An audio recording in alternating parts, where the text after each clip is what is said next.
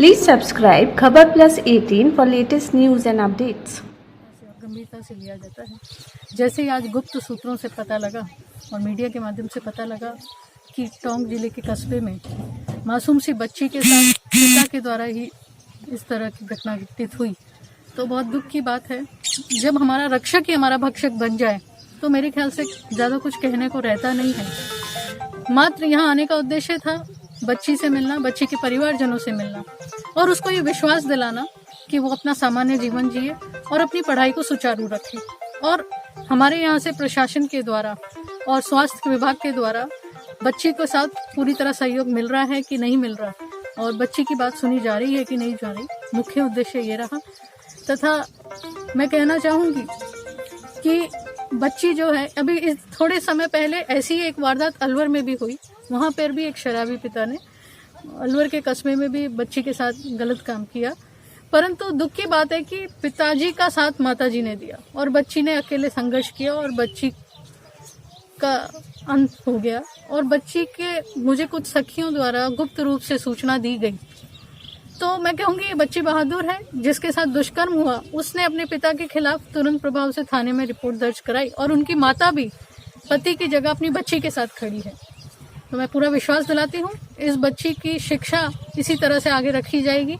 और बच्ची से अभी मैंने बातचीत की, बच्ची को सामान्य करने की कोशिश की। बच्ची ने बताया कि मैं बड़ी होकर अध्यापिका बनना चाहती हूँ और पढ़ाई अपनी आगे बढ़ाना चाहती हूँ। और मेरा पिता जो है एक शराबी किस्म का था, जो रोज़ मारपीट करता था भाई बहनों के साथ और माता के साथ। दुख की बात है।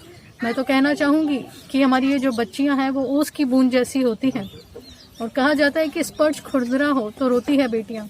तो मैं कहना चाहूँगी मीडिया के माध्यम से कि हमको अपनी बच्चियों को पढ़ाना चाहिए, शिक्षा प्राप्त करवा के आगे उनके पैरों पे खड़ा करना चाहिए, ना कि इस तरह के अंजाम देकर बच्चियों के साथ इस तरह के।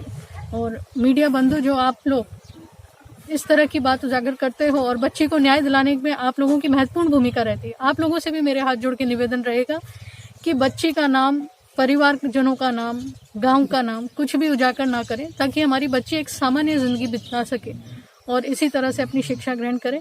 और मैं अंत में कहना चाहूँगी कि अगर बच्ची को ऐसा लगता है कि बच्ची की शिक्षा में कोई व्यवधान आ रहा है, कोई लालन पालन में व्यवधान आ रहा है, तो बच्ची की आयोग जो है बच्ची को गोद लेगा और बिल्कुल उसकी आगे शिक्षा भी सुचारू रूप से चलेगी, लालन पालन की भी व्यवस्था होगी और बच्ची को जहाँ तक वो पढ़ना चाहेगी और अपने पैरों पर खड़ा होना चाहेगी आगे जाकर, तो बिल्कुल पूरा सहयोग करेगा। हमारे बाल कल्याण समिति के अध्यक्ष महोदय हैं, इनसे भी मैं कहूँगी कि यदि बच्ची को कहीं कोर्ट जाने में, पुलिस थाने जाने में, सबसे पहले तो हमारे पुलिस विभाग के प्रशासन अधिकारी भी आए हुए हैं कि बच्ची को अगर आगे कोई बयान लेना हो, कुछ भी करना हो, तो आप स्वयं यहाँ बच्ची के पास पधार कर यहाँ ले, ना कि बच्ची को थाने तक बुलाया जाए।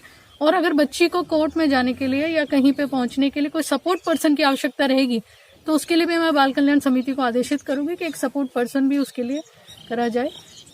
देखिए, सरकार लगातार प्रयास नहीं, अभी और भी ज़्यादा बच्चों को जागरूक करने की आवश्यकता है।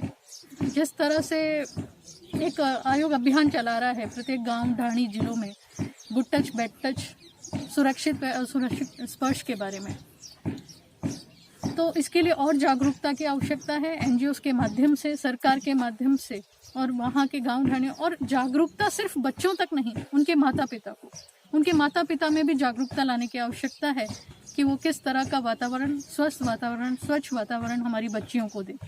हमारे आदरणीय उप मुख्यमंत्री सचिन जी पायलट साहब ने भी अभी दूरभाष पे बात कर बच्ची के प्रति मुझसे बात करके संवेदना व्यक्त करी थी, और हमारी सरकार भी बहुत गंभीर है और हमारे इसी के लिए हम प्रयासरत हैं। हमारे गैर सरकारी संस्थानों के साथ और आयोग व सरकार के साथ मिलकर हम इस तरह का जागरूकता अभियान चलाएं, उस गांव ढाणी में बैठे हुए, ब्लॉक में बैठे हुए बच्चों तक पहुंचे, उनके माता पिता तक पहुंचे, और कोशिश करें कि ये जो आंकड़े हमारे सामने आए दिन निकल कर आ रहे हैं उसमें हम लगाम कर सकें।